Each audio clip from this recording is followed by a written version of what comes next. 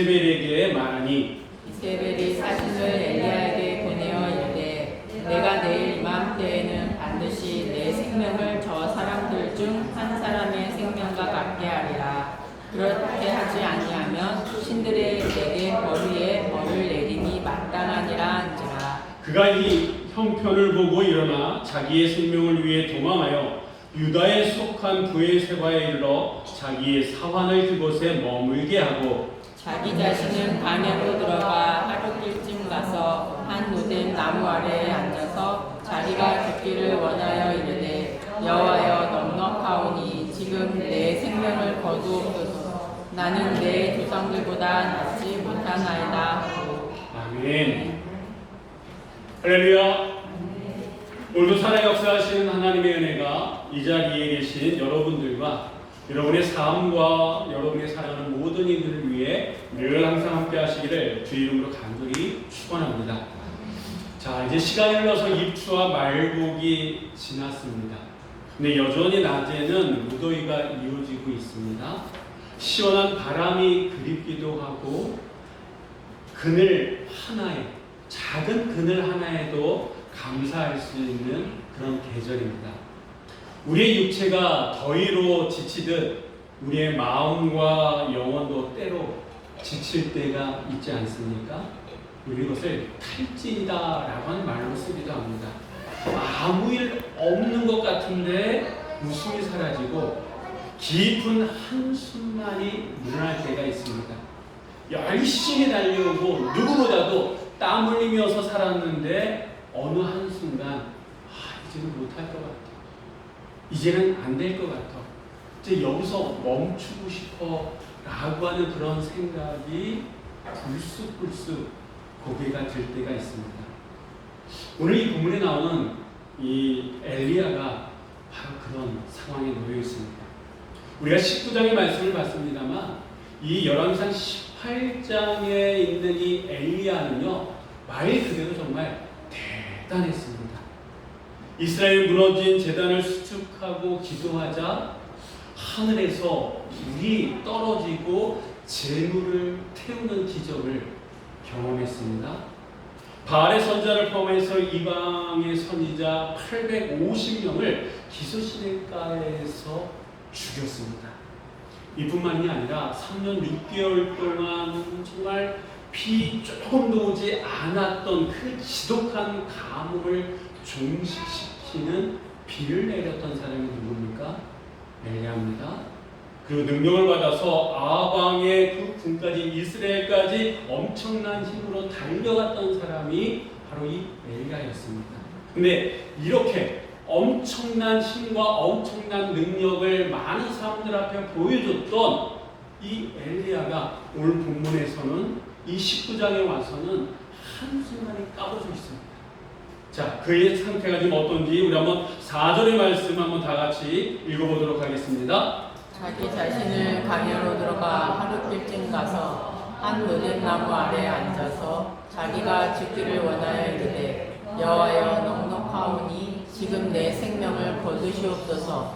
나는 내 조상들보다 낫지 못하니이다 하고. 아멘.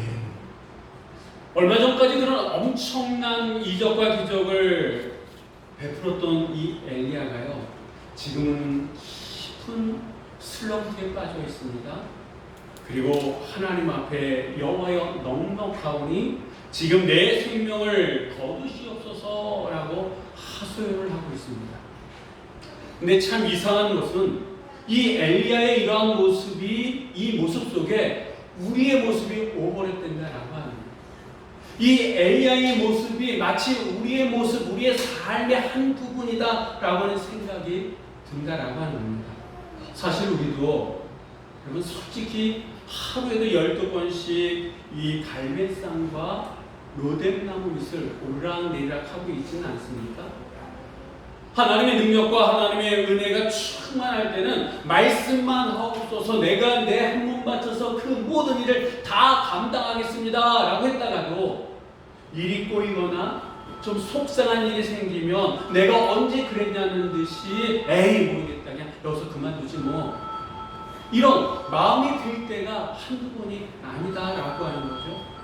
혹시 이 자리에 계신 분들 가운데에 로뎀나무의 그늘이 절실히 필요한 분이 꼭 계시진 않습니까? 저는 이번 8월달 저에게 주어진 시간들 속에서 지친 한 영혼을 하나님께서 어떻게 다루시고 회복시켜 주시고 그를 어떻게 다시 그 자리로 이끌어 가는지를 이 열왕기 19장에 나오는 말씀을 함께 나누는 그런 시간을 가지려고 합니다.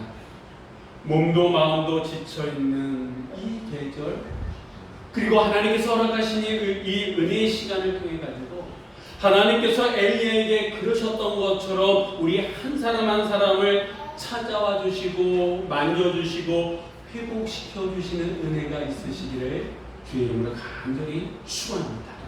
자, 그럼 이 잘 나가던 이 엘리야가 로뎀나무 밑에서 하나님께 지금 내 생명을 거두시옵소서, 이 정도까지 깊은 절망, 깊은 영적 슬럼프에 빠진 이유가 어디에 있느냐?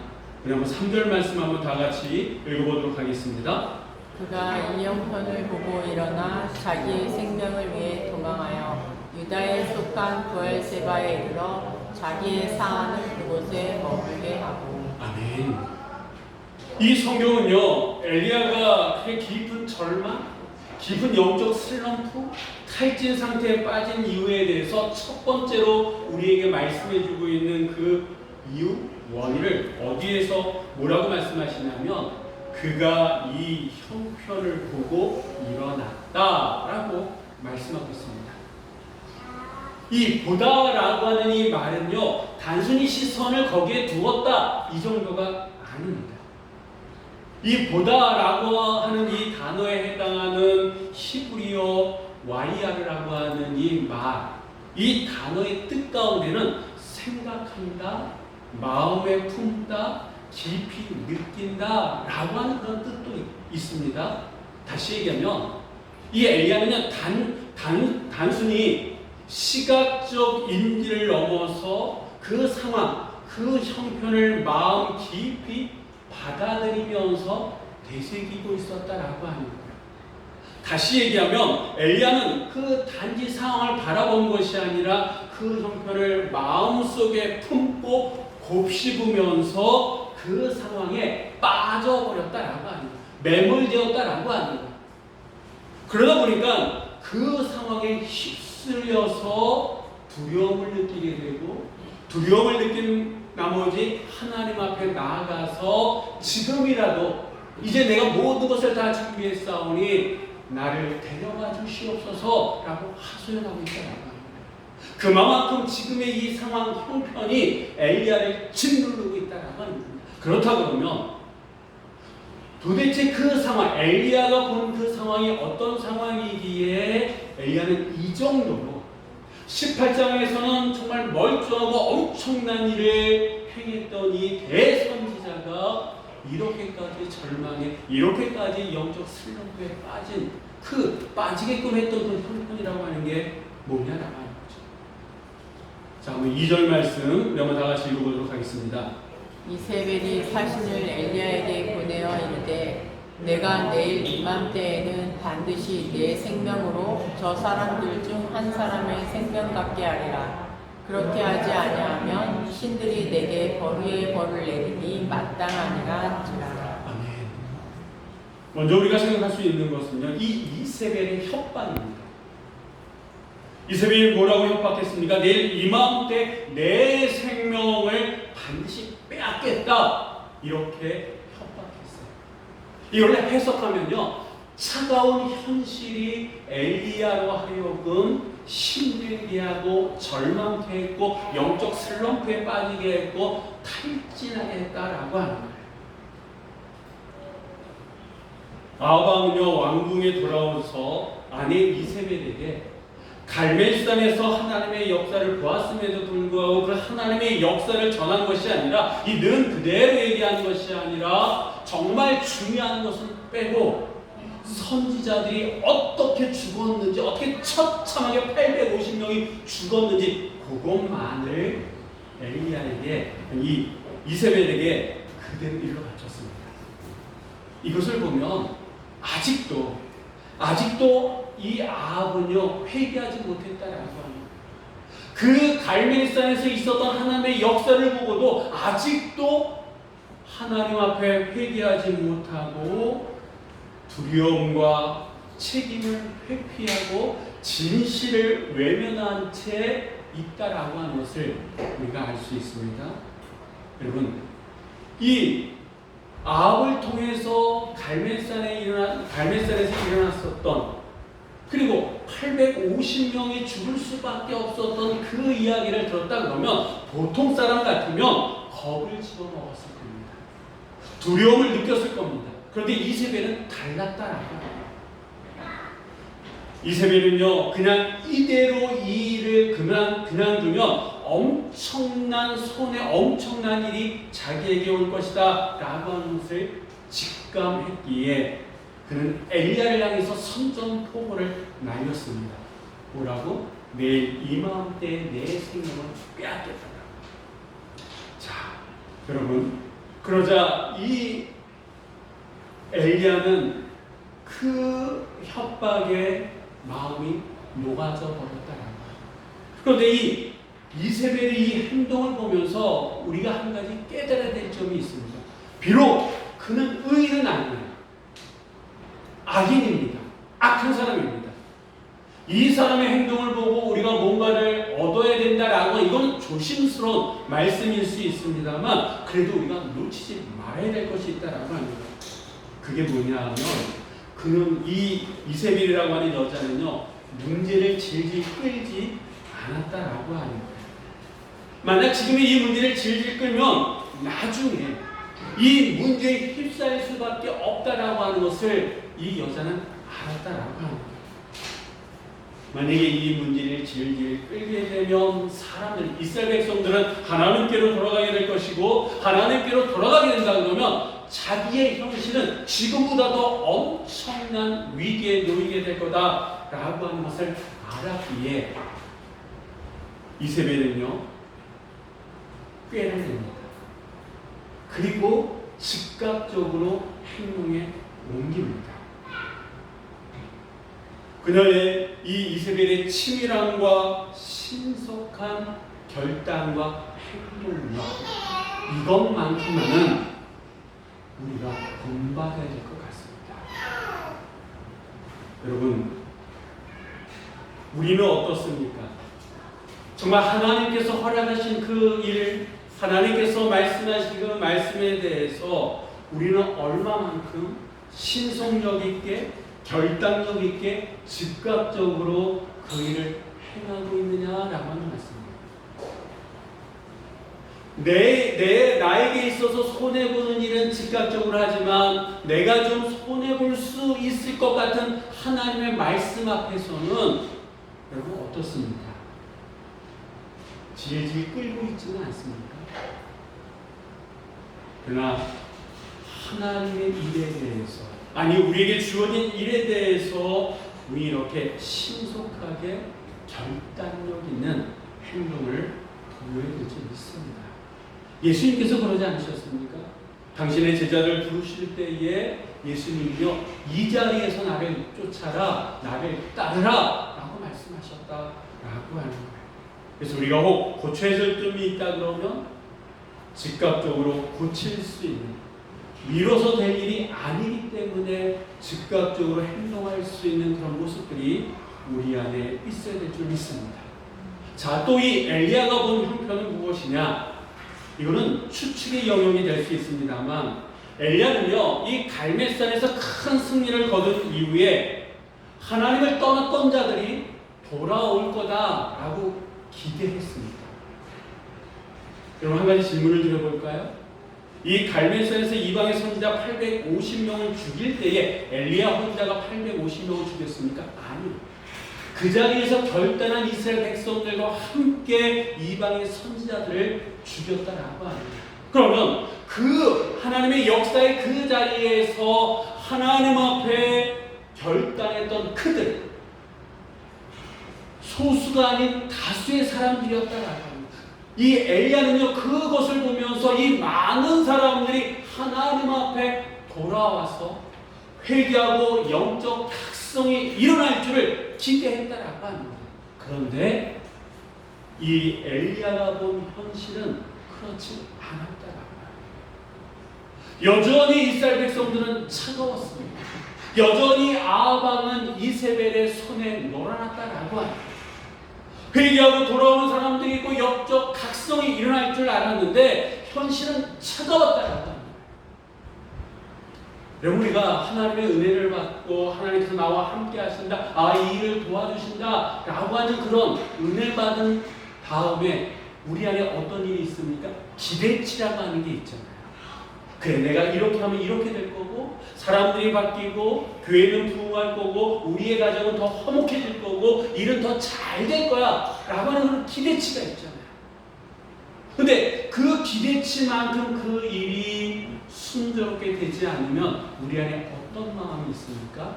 절망하는 그런 마음들이 있죠. 지금 엘리야가 그런 상황이다라고 하는 거예요. 물론 전혀 변화는 없었던 건 아니겠죠. 한두 사람 돌아오고 한두 사람 각성하는 그런 일들은 있었겠죠. 그러나 엘리야가 기대했던 만큼 그런 일들은 벌어지지 않았던 것 같습니다. 그런데다가 그 이전에 선지자들을 파리 목숨처럼 여겼고 실제적으로 수많은 사람들을 죽인 적이 있었던 이 이세벨이 내일 이맘때 내 생명을 빼앗겠다라고 선전포고를 듣다 보니까 이 엘리야는 두려웠다라고 하는, 두려울 수밖에 없었다라고 하는. 근데 여기서 우리가 한 가지 더 좀 생각해 봤으면 하는 게 있습니다. 그것은 이세벨의 행동이다라고 하는 거죠. 정말 이세벨이 엘리야의 목숨을 빼앗으려고 했었다 그러면 가장 간단한 건 뭐냐 하면 뭐라고 생각하십니까? 군사들을 보내는 거예요. 자기 수하에 있는 사람들 가운데 정말 잔인하고 말 한마디에 움직일 수 있는 군사들을 보내서 엘리야를 죽여라 라고 했으면 끝나는 겁니다. 그런데 이세벨은 어떻게 했습니까? 사람을 보내지 않고 사신을 보내서 내일 이맘때 내 목숨을 빼앗겠다라고 선전포고만을 했다라고 합니다. 그렇다 그러면 왜 이세벨은 이렇게 했냐라고 하는 거죠. 그냥 가서 죽이면 되는데 왜 죽이지 않고 사람을 보내서 어떻게 보면 심리전이라고 할까요? 엘리야와 심리전을 하는 걸까요? 이세벨도 지금 상황을 보고 있다라고요. 형편을 보고 있다라고요. 아합을 통해서 직접적으로 듣지는 못했을지 모르지만 사람들을 통해서 이 갈멜산에서 어떤 일이 벌어졌는지 이 이세벨도 들었다라고 합니다. 하나님이 어떻게 그곳에서 역사하시고 그 역사에 대해서 이스라엘 백성들이 어떻게 반응했는지를 그도 들었다라고 합니다. 그렇다 그러면 지금 당장 사람들을 보내서 이 은혜의 가시와 같은 엘리야를 죽이면 여러분 사람들의 민심이 어떻게 되겠습니까? 여론이 어떻게 되겠습니까? 한순간에 자기에게 불리하게 돌아갈 수 있다라고 하는 거예요. 그래서 그는 꽤 묘안을 짜는 겁니다.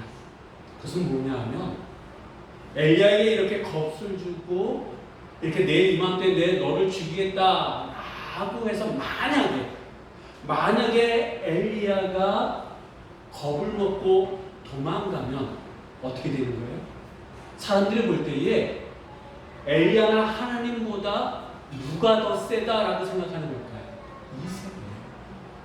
이세벨의 그 말 한마디에 하나님의 선지자인 엘리야가 도망갔다라고 그런 일이 벌어진다 그러면 손 안 대고도 코 푸는 격이다라고 합니다. 그래서 먼저 이 이세벨은요 엘리야에게 신전을 걸고 내일 이 마음때 너를 죽이겠다라고 덫을 씁니다. 그런데 이 덫에 누가 걸린 겁니까? 엘리야가 걸려 넘어지고 말았다라고 합니다. 그래서 그는 두려운 나머지 어디까지 일어나 도망가냐라고 하면 이세벨의 절대 권력이 미치지 못하는 저 남쪽 유다 땅, 그것도 최남단이라고 얘기할 수 있는 부엘세바까지 도망갑니다. 이 갈멜스 땅에서 부엘세바까지는요 직선거리를 한 250km 된다 그래요. 그것을 걸어서 달려가서 도망갔다라고 하는 거예요. 아무도 찾을 수 없는 광야, 거기서도 더 들어가서 로뎀나무 그리고 사환마저도 두고 그는 꽁꽁 숨어버렸다라고 합니다.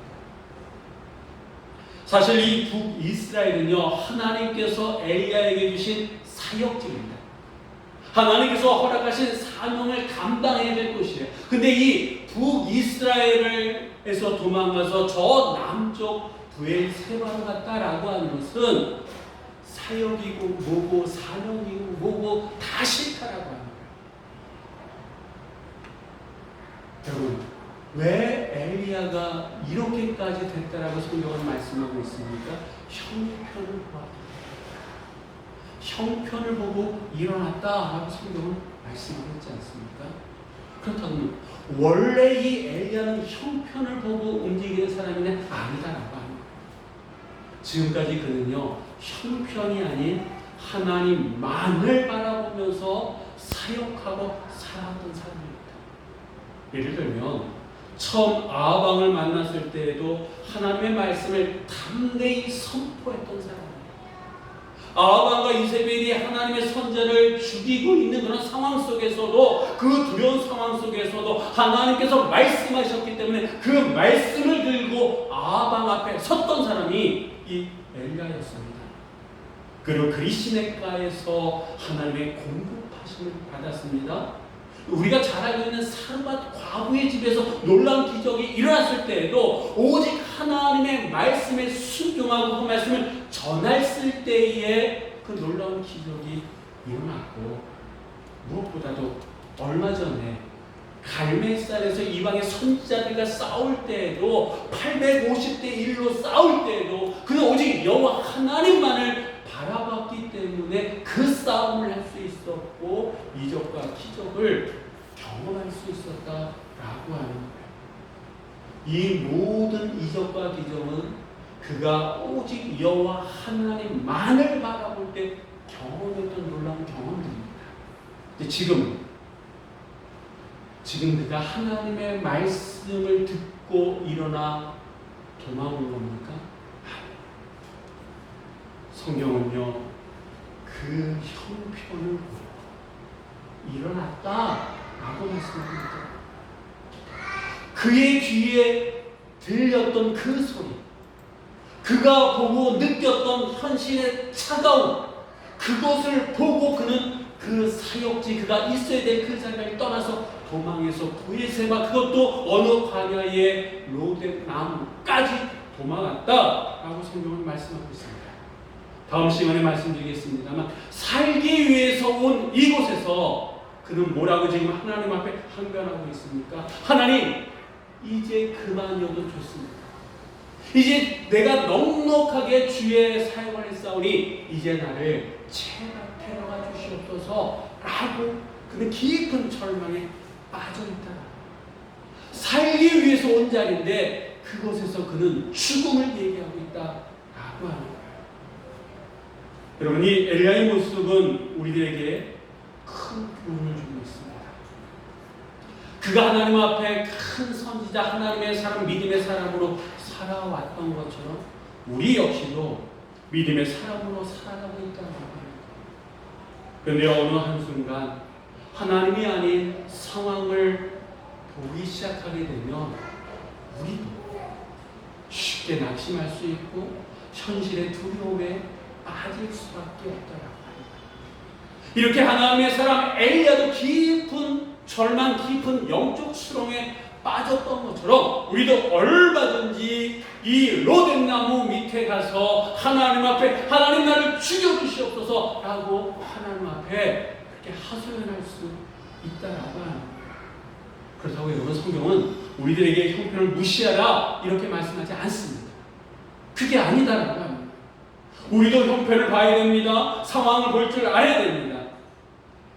그럼 어떤 사람들은 신중합니다 이렇게 표현하기도 합니다. 그러나 이 신중함과 형편에 묶이는 것은 다르다라고 하는 거예요. 예를 들면 하나님께서 우리에게 어떤 말씀하셨습니다. 어떤 사역에 대한 말씀을 하셨습니다. 신중한 사람들은요.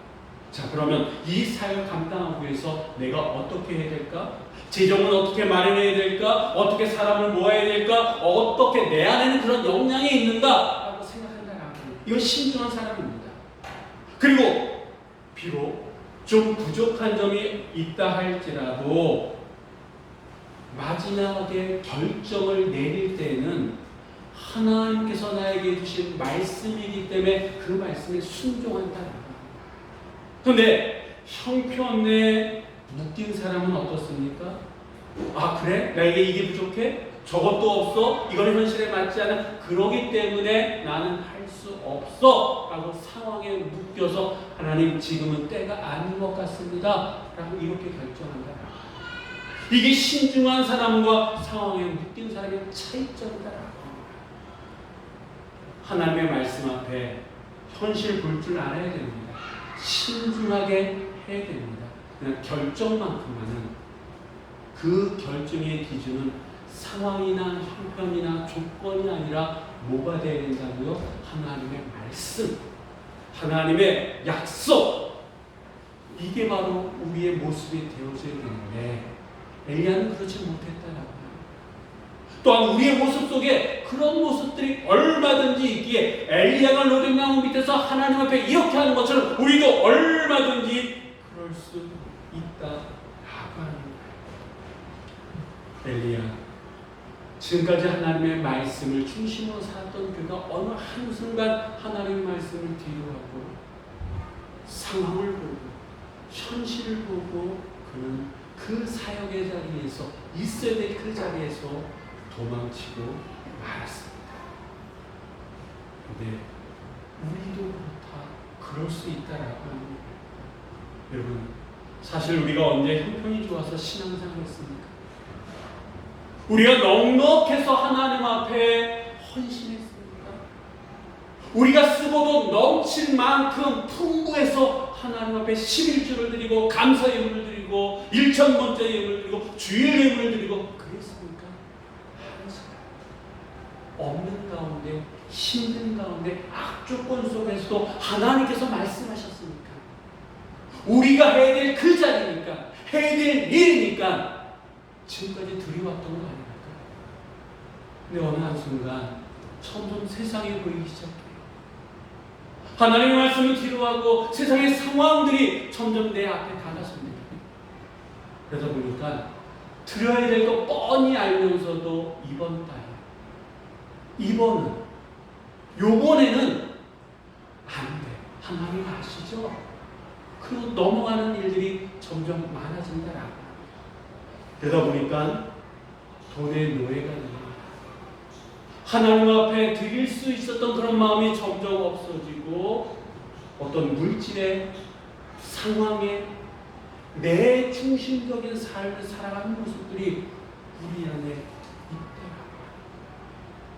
살기 위해서 떠난 그 자리. 근데 지금의 내 상황이 탈진이더라고요. 엘리야가 됐던 것처럼. 그래서 지금 중요한 것은 우리가 무엇을 보고 있느냐라고 하는 거예요. 형편을 보면 도망치고 싶습니다. 하지만 하나님을 보면 다시 용기를 얻어 앞으로 나아갈 수 있게 됨을 믿으시기 바랍니다. 여러분, 혹시 지금 로뎀나무 아래 홀로 앉아있는 듯한 그런 외로움과 힘듦이 여러분 안에 있으십니까? 기도해도 달라지지 않는 현실 때문에 낙담한 채 하루하루를 보내신 분이 계십니까?